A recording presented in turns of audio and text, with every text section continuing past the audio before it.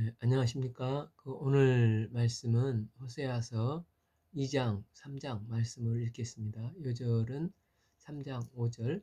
그 후에 이스라엘 자손이 돌아와서 그들의 하나님 여호와의 그들의 왕 다윗을 찾고 마지막 날에는 여호와를 경외함으로 여호와의 은총으로 나아가리라.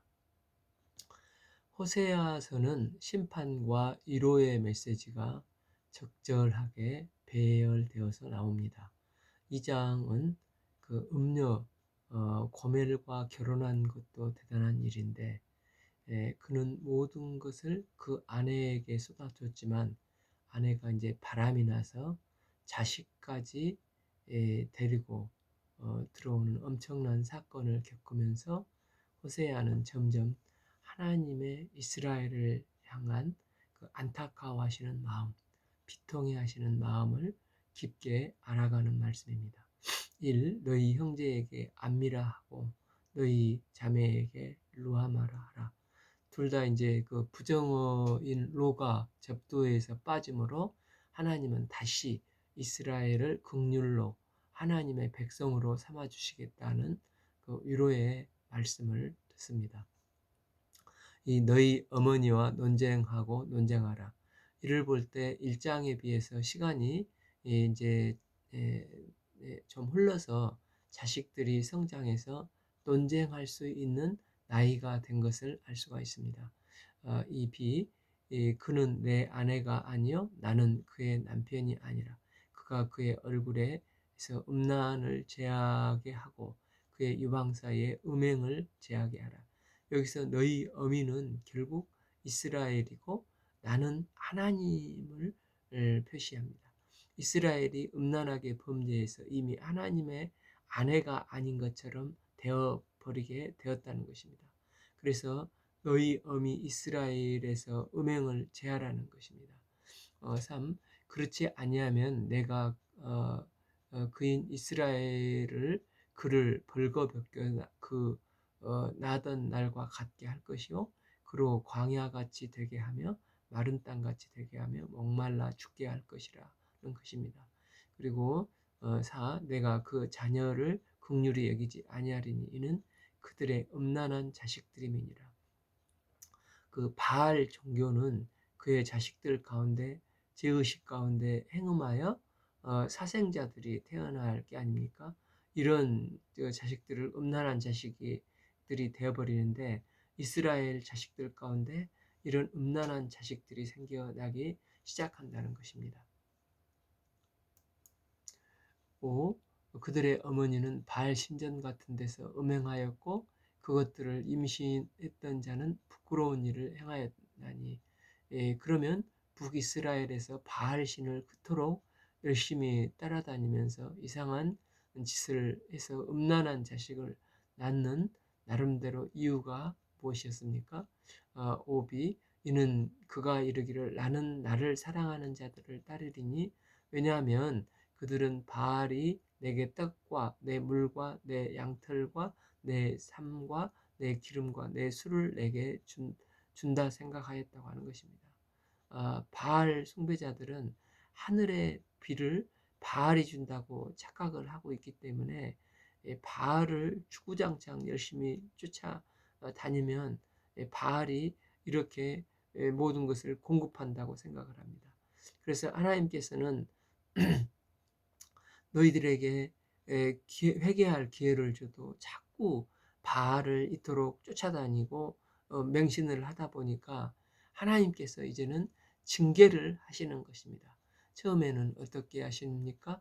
16. 그러므로 내가 가시로 그 길을 막으며 담을 쌓아 그 길을 찾지 못하게 하리니. 이렇게 이제 그 가시로 길을 막고 또 담을 쌓아 그 길을 찾지 못하게 하시겠다는 것입니다. 북이스라엘이 특별히 그 아합은 그 바알 우상의 본원지인 사돈에서 시돈에서 이세벨을 데리고 와서 바알에 완전히 푹 빠져 온 이스라엘을 바알에 찌들게 하고 오염시키고 못진 짓을 라는 못된 짓은 다 하는 사람이 아닙니까? 그래서 하나님은 이 아합의 집을 심판하고자 계획을 세우시고 애우를 세워서 아합의 집을 완전히 초토화시켜 주셨습니다. 하나님께서는 이런 애우에게 복을 주셔서 애우 집안을 5대까지 왕위가 계승되게 했고, 이 지금 그 여로보암 2세 때에도 그 증손자가 아닙니까? 그러니까 하나님은 에후에게 이렇게 기회를 주셨습니다. 그러면 에후도 이 기회를 잘 살려서 나에게 주님을 섬기면 이렇게 참 좋겠는데, 그러나 그도 정권을 잡고 변심을 해서 우상숭배에 빠져들고, 또 그는 워낙 머리가 딸리고 지혜가 부족한 데다가 성질까지 잔인해서 예레미야 그 35장에 나오는 레갑 족속인 그 여호나담 등 그 시대의 인재들이 다 떠나고 기회를 다 날려버렸습니다. 이어진 그 자손들도 또 바알과 아스타롯 우상 숭배에 쉽게 빠져 타락해 갔습니다. 그래서 하나님은 이렇게 나라가 쇠약해 갈 때 정신 차리라고 이제 그 주변 아람이나 여러 나라들을 통해서 계속 쳐들어와서 길르앗을 자꾸 압박하고 약탈을 하게 함으로 처음에는 가시로 찌르고 바알 숭배의 길을 경고하고 정신 차려. 너 안 그러면 망해. 이렇게 북이스라엘을 압박을 하는 것입니다. 내가 가시로 그 길을 막으며 담을 쌓아 그 길을 찾지 못하게 하신 것입니다.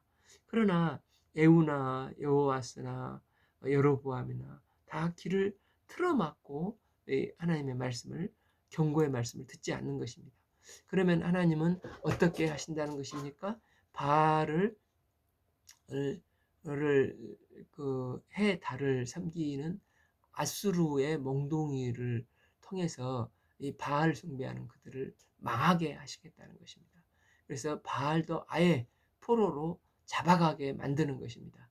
칠 그가 그 사랑하는 자를 따라갈지라 미치지 못하며 그들을 찾을지라도 만나지 못하리라. 그러니까 바알을 연애하던 이스라엘을 아수르에 잡아가서 이제는 바알 신들을 찾아도 만날 수가 없게 할 것이라는 것입니다. 7비 그제야 그가 이르기를 내가 본 남편에게로 돌아가리니 그때 내 형편이 지금보다 나았습니다. 그러니까 이스라엘이 그때야 아수르의 포로로 잡혀가 있는 포로 생활을 하는 지금보다 이스라엘에 있을 때 하나님을 섬길 때가 훨씬 나았다고 정신 차리게 될 것이라는 것입니다. 그러면서 하나님은 또 말씀하십니다.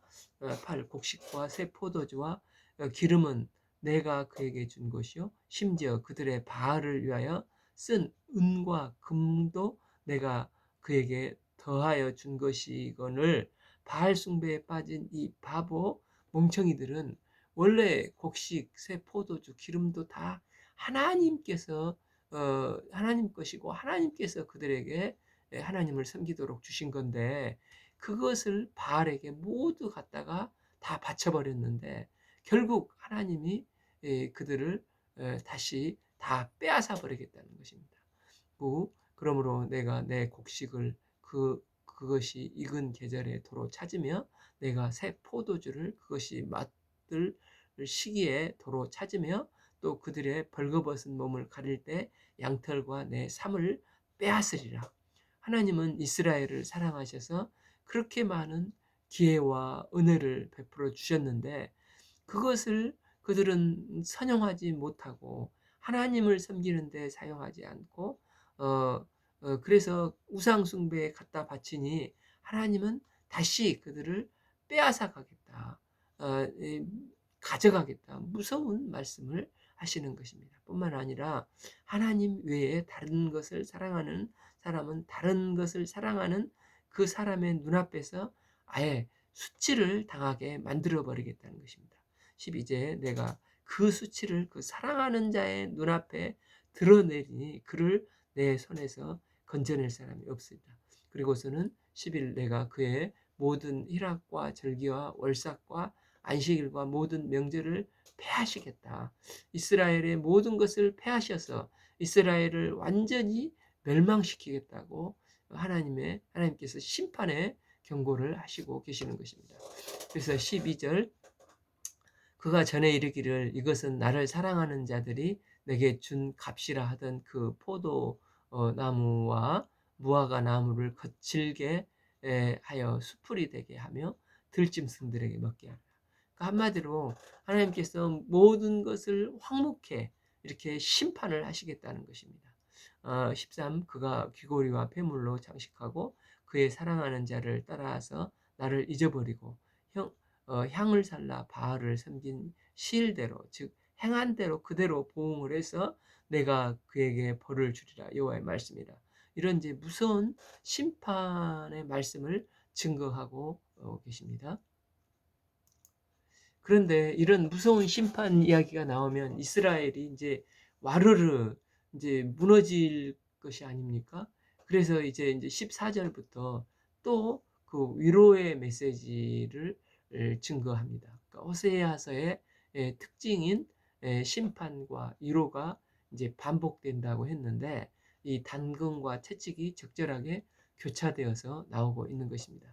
14, 그러므로 보라 내가 그를 타일러 거친 들로 데리고 가서 말로 위로하겠다는 것입니다. 여기서 말하는 거친 들은 이스라엘 땅은 젖과 꿀이 흐르는 땅이지 않습니까?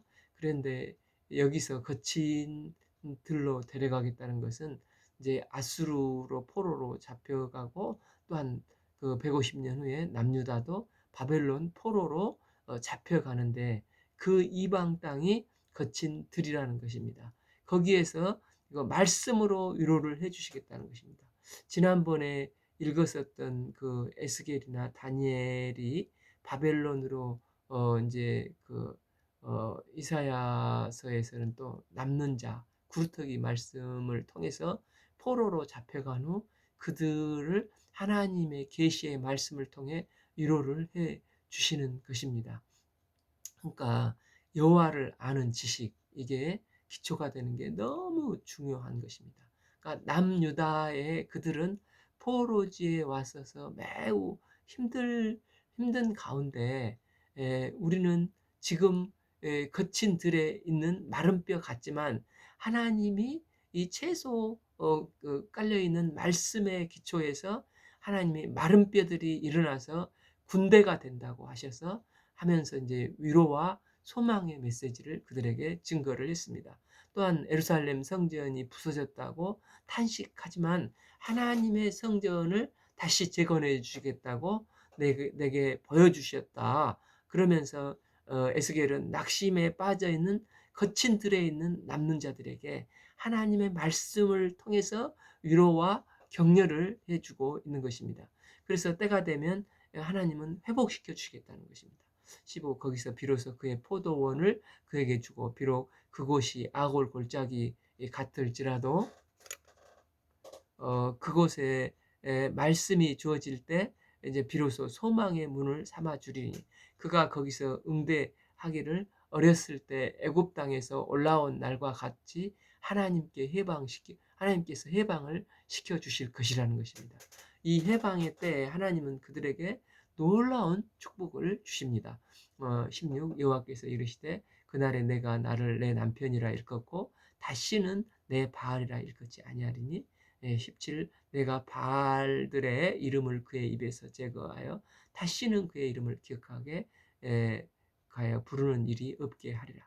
18, 그날에는 내가 그들을 위하여 들짐승과 공중의 새와 땅의 공충과 더불어 언약을 맺으며 또 이 땅에서 활과 칼을 꺾어 전쟁을 없이 하고 그들로 평안하게 눕게 하리라.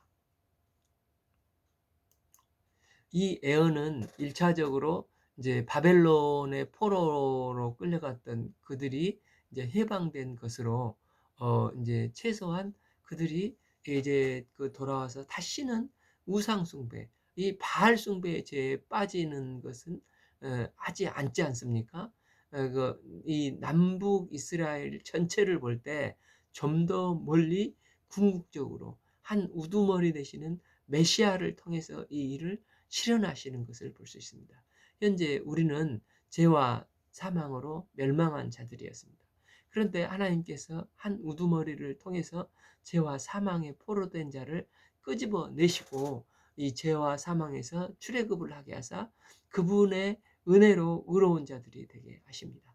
그래서 이제 그리스도의 신부, 즉 하나님의 진정한 아내들이 될 것이라고 위로와 소망의 말씀을 해주시고 있습니다. 그리고 그날에 씻고 내가 내게 장가들어 영원히 살되 공의와 정의와 은총과 긍휼이 여김으로 내게 장가들며 20 내 진실함으로 내게 장가들리니 내가 여호와를 알리라. 그러니까 사실 그들이 바벨론 포로에서 돌아왔다고 해서 그들이 하나님과 영원히 살지 못하지 않습니까? 그러나 이 영원히 산다는 것은 장차 오실 그리스도 예수로 말미암아 죄와 사망에서 해방된 다음에 하나님과 우리의 관계가 이제 신랑 신부와 같은 관계가 되어서 영원히 살 것이라는 것입니다. 이때 하나님은 영원히 공의와 정의와 은총과 긍휼히 여겨주시고 하나님은 우리에게 장가들며 우리는 그분의 신부가 되는 축복을 받게 된다는 것입니다. 그래서 이 축복은 메시아가 오시고 그 믿는 자들을 정말의 그 어린 양의 혼인잔치에 참석하여서 그 영광스러운 자들에게 영원히 주의 신부를 삼으사 이루어 주실 축복인 것입니다. 20일 여호와께서 이르시되 그날에 내가 응답하리라. 나는 하늘에 응답하고 하늘은 땅에 응답하겠다는 것입니다. 그러니까 이제 언약을 세우면 반드시 증인이 있어야 되는데 영원하신 하나님의 언약의 증인은 누가 설 수 있겠습니까? 하나님과 함께 영원히 살아 있어야 되는데 다 그럴 수 없는 죄로 우리 인간은 뭐 길어야 70, 80 살다가 이제 하나님 나라에 가지 않습니까? 그나마 하나님의 증인인 증인 노릇을 할 수 있는 게 하늘과 땅이라는 것입니다. 하나님이 약속하신 것이 이루어지나 안 이루어지는 자를 지켜볼 수 있는 자들은 천지가 없어질 때까지는 하늘과 땅이 존재하지 않습니까? 그래서 그 하늘과 땅이 약속이 이루어지나 안 이루어지나를 지켜볼 수 있다는 것입니다. 진짜 하나님께서 하나님의 백성을 회복시켜 주셔서 영원히 하나님의 신부로 삼으신다고 하신 이 약속의 말씀을 그날에는 하늘도 보고 땅도 보게 된다는 것입니다. 22 땅은 곡식과 포도주와 기름에 응답하고 또 그것들을 이스라엘에게 응답하리라. 이스라엘에 응답하리라. 23 내가 나를 위하여 그를 이 땅에 심고 긍휼히 여김을 받지 못하였던 자를 긍휼히 여기며 내 백성이 아니었던 자에게 행하며 이르기를 너는 내 백성이라 하리니 그들은 이르기를 주는 내 하나님이라. 이제 그날에는 너는 내 백성, 주는 내 하나님, 이런 고백, 하나님의 백성으로 그 모든 것이 한 우두머리 되시는 장차 오실 메시아를 통해서 너는 내 백성이고 그들은 주는 내 하나님이다. 이런 고백을 하게 된다는 것입니다. 하나님은 우리의 하나님이 되시고 성도들을 영원히 하나님의 백성을 삼아주시겠다는 것입니다. 만일 메시아의 은혜가 없다면 우리는 에베소서 2장에서 말씀하신 것처럼 죄와 허물로 죽을 진노의 자식들이었습니다. 그런데 한 우두머리 대사 메시아가 되시는 예수님의 크신 은혜로 말미암아 우리는 구원의 은혜를 누리게 되었고 하늘나라의 천국 시민이 되었고 거룩하신 하나님을 아바 아버지라 부를 수 있는 큰 축복을 받게 되었습니다. 그래서 하나님은 하나님이 하신 약속을 유다 족속의 다윗의 혈통인 예수 그리스도를 통해서 이 약속을 반드시 이루시겠다는 일종의 메시아 예언을 하시는 것입니다. 호세아 선지자는 장차 하나님께서 유다 족속 한 우두머리를 통해서 은혜와 긍휼로 이 일을 이루실 것을 본 것입니다. 그래서 비록 아수르와 또 얼마 후에 바벨론으로 멸망한다 할지라도 선지자들은 아주 포기하거나 좌절하지 않고 그 가운데 메시아를 통해 이루실 하나님의 희망을 받습니다. 그리고 포로지에 잡혀 있는 사람들에게 실망과 좌절하지 말고 이 남는 자들, 렘넌트들이 되어서 하나님이 주신 이 참 이 소망의 말씀, 약속의 말씀을 믿음으로 붙잡고 장차 오실 메시아를 바라보면서 위로와 소망을 갖게 심어주고 있는 것입니다. 그러니까 메시아를 기다리는 오고 오는 세대들 속에서 누가복음 2장에 이제 시몬이라는 이 남는 자, 렘넌트가 있었지 않습니까? 2장 25절, 예루살렘에 시몬이라 하는 사람이 있으니 이 사람은 의롭고 경건하여 이스라엘의 위로를 기다리는 자라. 성령이 그에게 계시더라. 27, 성령의 감동으로 성전에 들어가매 마치 부모가 율법의 관례대로 정결례를 이제 행하고 그 아기 예수를 데리고 올 때에 28일 시몬의 영안이 이제 열립니다. 그래서 아기를 안고 하나님께 찬송하여 이르되 30, 내 눈이 주의 구원을 보았사오니 31, 이는 만민 앞에 예비하신 것이요 32, 이방을 비추는 빛이요 주의 백성의 이스라엘 영광이니이다 하며 마침내 메시아를 보고 그는 하나님을 힘껏 찬양합니다. 이처럼 경건한 사람들은 장차 오실 메시아를 소망하며 기다렸다는 것입니다. 이런 메시아의 메시지가 호세아서, 이사야서, 미가서를 통해서 증거되었고 하나님의 택하신 남는 자들은 장차 한 우두머리로 오실 그리스도에 대해서 소망의 끈을 놓지 않고 믿음으로 기다리는 것입니다. 그런데 이런 내용들이 무엇을 통해서 이루어지는가를 이제 3장은 말해주고 있습니다. 3장은 이스라엘 백성들은 어떤 사람인가, 이런 그를 바라보신 하나님의 마음이 어떠한가를 잘 나와 있습니다. 이스라엘은 하나님이 자신들의 하나님이심에도 불구하고 늘 다른 신을 섬겼습니다. 1. 여호와께서 내게 이르되 이스라엘 자손이 다른 신을 섬겨 건포도 과자를 즐길지라도, 이 말은 건포도 과자를 즐길지라도, 이 말은 쾌락을 늘 쫓았다는 것입니다.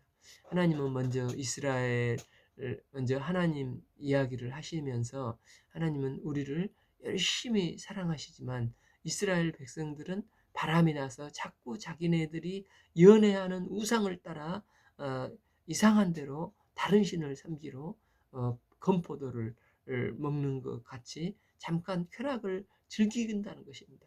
그런데 하나님은 변심하여 이런 죄악에 찌든 자들을 내버리지 않으시고 이 이스라엘을 안타까워하시며 계속해서 사랑을 하고 계시는 것입니다. 그래서 하나님은 호세아 선지자에게 이 하나님의 마음을 깊게 공감하라 하시면서 너는 집 나간 너의 아내를 다시 데리고 와서 사랑을 하라는 것입니다. 1b, 여호와가 그들을 사랑하니 너는 또 가서 타인의 사랑을 받아 음녀가 된 그 여자를 사랑하라 하시는 것입니다. 즉 이제 그 바람을 피워 지금은 또다시 창기가 되어서 다른 남자들과 살고 있는 이 아내를 다시 데리고 와서 사랑을 하라는 것입니다. 원래 주의 종 호세아는 창기인 여자를 다만 하나님의 말씀에 순종해서 이제 아내로 맞이하지 않습니까? 그런데 아내는 그것만으로도 평생 감사해야 되는데, 그러나 호세아하고 살다가 저 아이를 낳고 또 이 여자가 바람이 나서 다시 음탕한 창기가 되어버린 것입니다. 그런데 하나님은 이런 여자를 호세아에게 뭐라고 말씀하십니까? 이 내가 은 15개와 보리 한 호멜 반으로 나를 위하여 그를 사고 데리고 오라는 것입니다.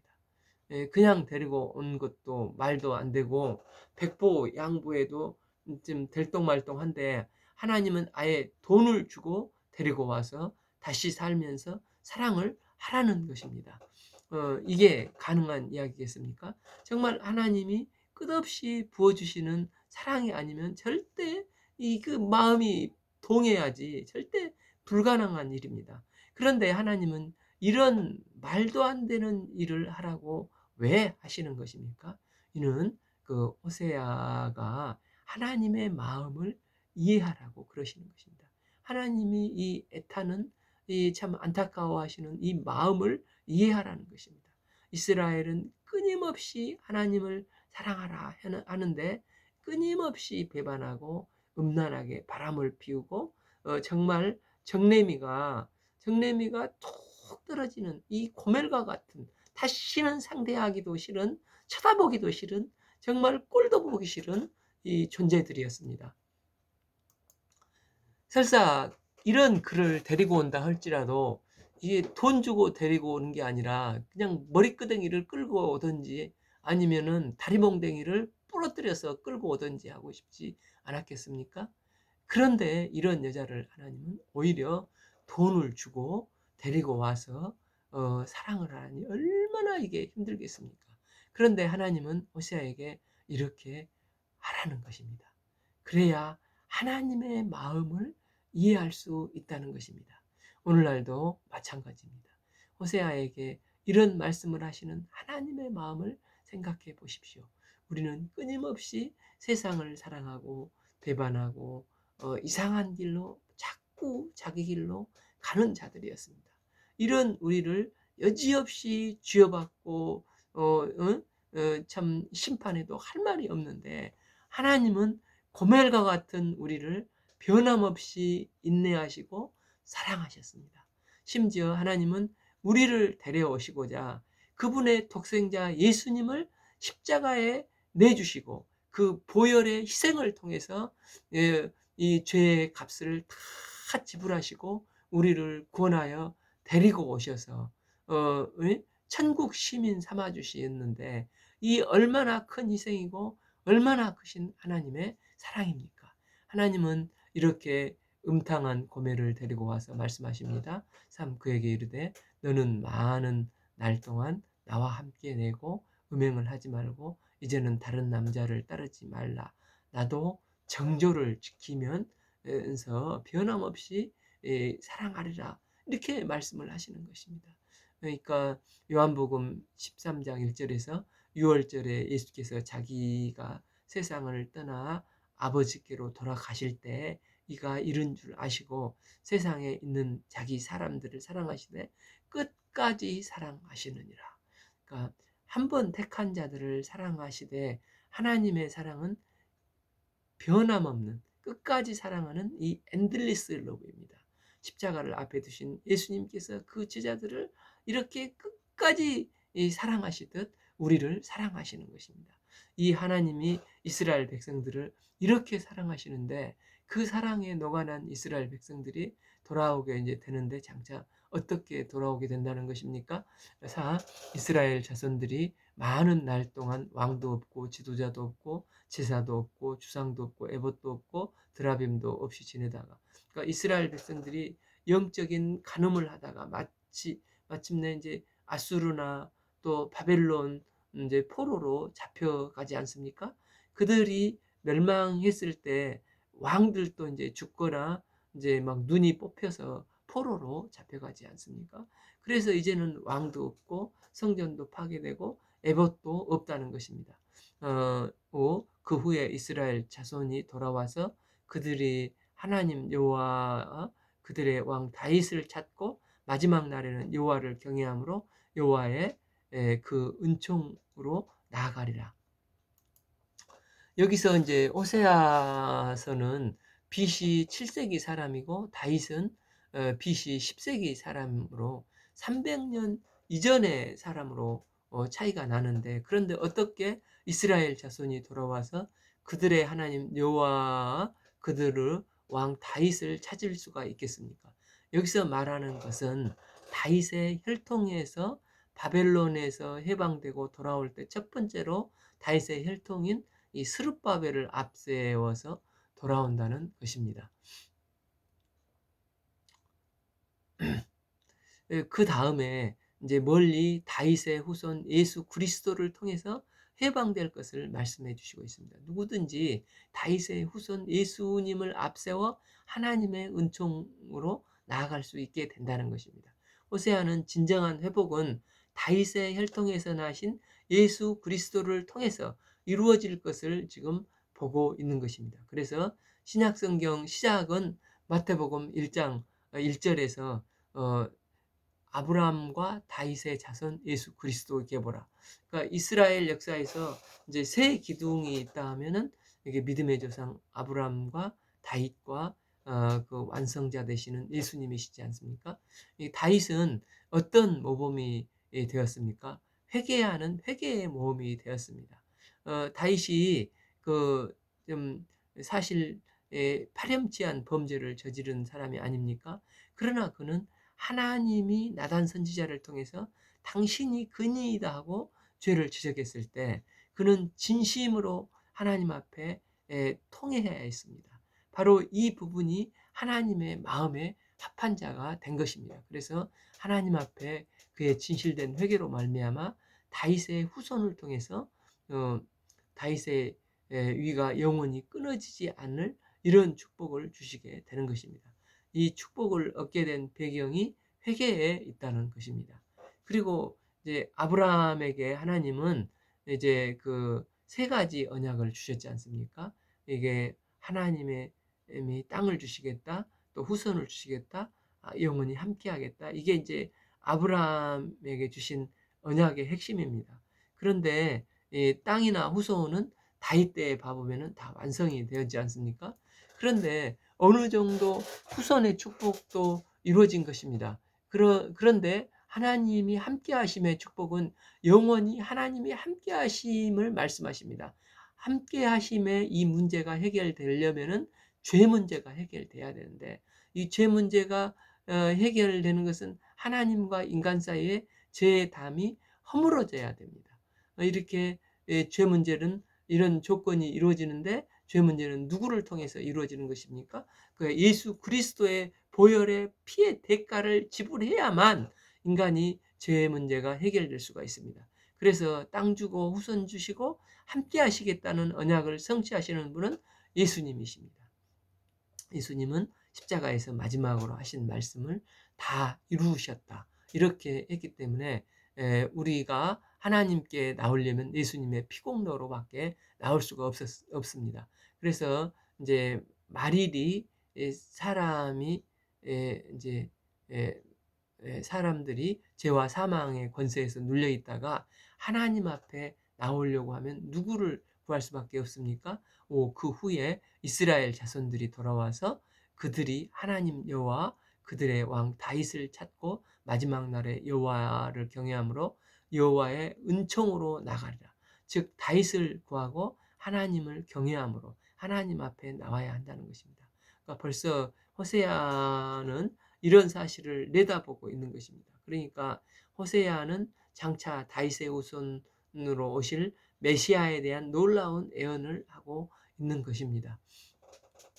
죄와 허물로 죽을 수밖에 없는 진노의 자식으로 죽을 수밖에 없었던 우리를 다윗의 자손 예수 그리스도를 통해서 구속의 은혜를 덧입고 주님의 변함없는 사랑으로 주님의 신부가 되게 하시고 천국 시민이 되게 하신 주님을 감사 찬양을 드립니다.